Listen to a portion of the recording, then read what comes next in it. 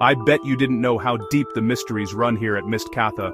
Welcome to our channel, where every story is a doorway to the unknown. If you crave thrilling mysteries and chilling tales, make sure to subscribe and join us for more unforgettable journeys into the shadows. Tonight, we begin with a case that will haunt your imagination.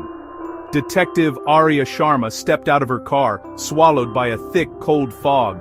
The air was heavy, tasting of damp earth and secrets. She pulled her coat tighter, eyes fixed on the rusted iron gates of the Wexler estate. The dispatch call had been strange, just a garbled message. "It's happening again," then static.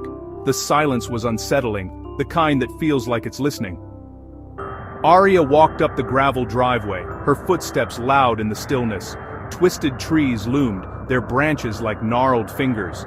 The house emerged from the fog, a Gothic structure with empty, watching windows. Dr. Alistair Wexler had vanished here 5 years ago. The house seemed to hum with strange energy, as if the rules of the world were thin here. Arya reached the massive oak door, hesitated, then turned the brass handle. The door swung open with a long, echoing creak. She stepped inside, drawn into the darkness. The mystery was waiting. The house felt alive, as if it had been holding its breath for years. Arya's heart pounded. This was no ordinary case. She crossed the threshold, determined to find answers. The door closed behind her, sealing her inside the heart of the unknown. Inside, the air was colder, stale with dust and decay. Arya's flashlight cut through the gloom, revealing a grand foyer and a staircase spiraling into shadow. The marble floor was thick with dust, no footprints but her own. Furniture draped in white sheets looked like silent ghosts. A grandfather clock stood motionless, its hands frozen at 10:06. The silence pressed in, unnatural and heavy. In the drawing room, a teacup sat abandoned, a book open to On the Nature of Time. Everything felt paused, as if the house itself was caught in a moment. Arya shivered, sensing she was being watched. Every object was a clue, every detail a piece of a puzzle. The house wasn't just empty, it was suspended, waiting. She moved toward a closed door at the far end, the study. That's where the answers would be. The stillness was deafening, a violation of nature. Arya steeled herself, ready to confront whatever waited beyond. She reached for the study door. The study was chaos. Papers, blueprints, and books scattered everywhere. Unlike the rest of the house, this room felt recently used. On the desk, an old computer glowed with a single line of code, the only thing with power. A strange device, glass, copper, a brass metronome, sat silent, needle frozen. The air smelled of ozone, charged and tense. Arya found Dr. Wexler's journal beneath a pile of blueprints. The last entries were frantic. Temporal loops, containment failure, a desperate attempt to stabilize a paradox. The final words chilled her. "The machine is active, I am caught. The hour will repeat. The only way out is through the sequence. 1006. The clocks, here and in the foyer, were both frozen at 10:06. It wasn't just a time. It was a code. Arya sifted through the notes, piecing together Wexler's obsession with time. The computer's screensaver showed a swirling vortex, hypnotic and strange. Everything pointed to a single moment, 10:06. The study was the epicenter of the mystery. Arya's pulse quickened, she was close to the truth. The code was the key. She scanned the room for a lock. The answer was hidden here. The numbers, 1006, echoed in Arya's mind. She searched the study, eyes sharp for anything out of place. Her flashlight revealed a nearly invisible seam beside books on quantum mechanics. Below it, a hidden metal keypad. Heart pounding, Arya entered the code, 1006. For a moment, nothing happened, then stone scraped against stone. A section of bookshelf swung inward, revealing a dark passage. Cold, musty air rushed out, tinged with something electric. Steep stone steps led down into blackness. This was not on any blueprint. This was Wexler's secret sanctum.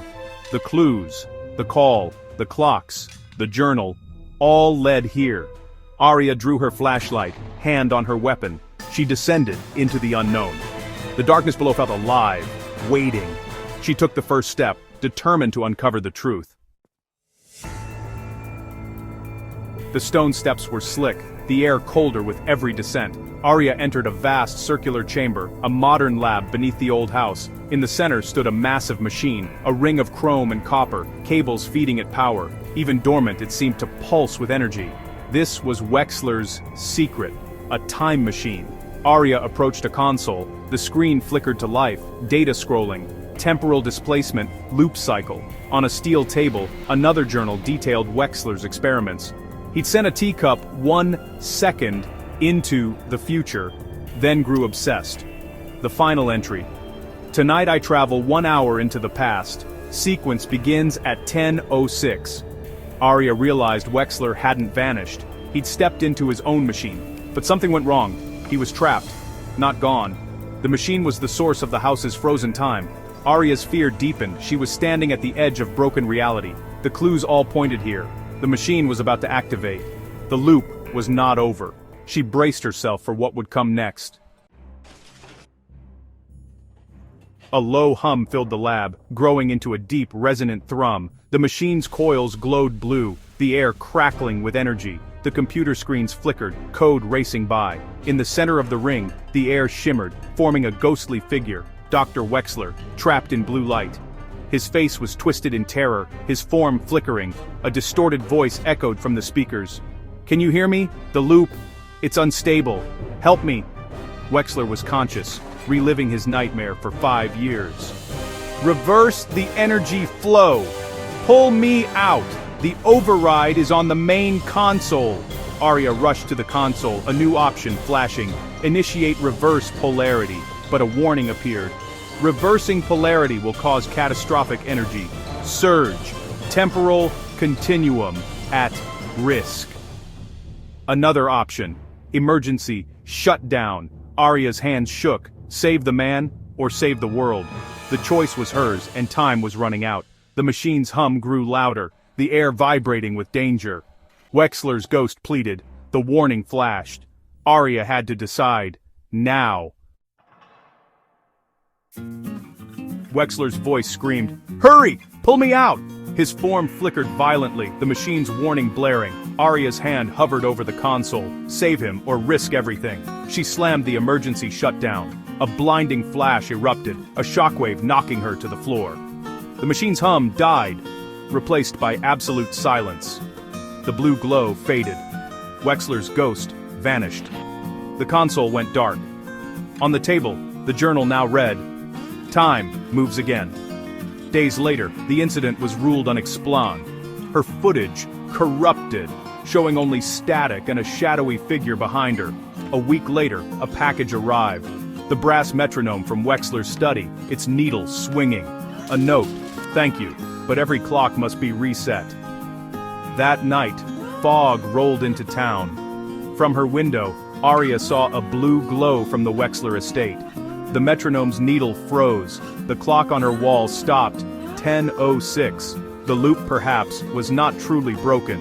The mystery of time lingered, waiting for the next hour to strike. Thank you for joining us on this journey through the vanishing hour. If you enjoyed unraveling this mystery, don't forget to like, subscribe, and share this video with fellow thrill seekers. There are many more secrets waiting to be uncovered, so stay tuned to Miskatha for more spine-tingling stories and unsolved enigmas. Until next time, keep your eyes open, and your clocks ticking.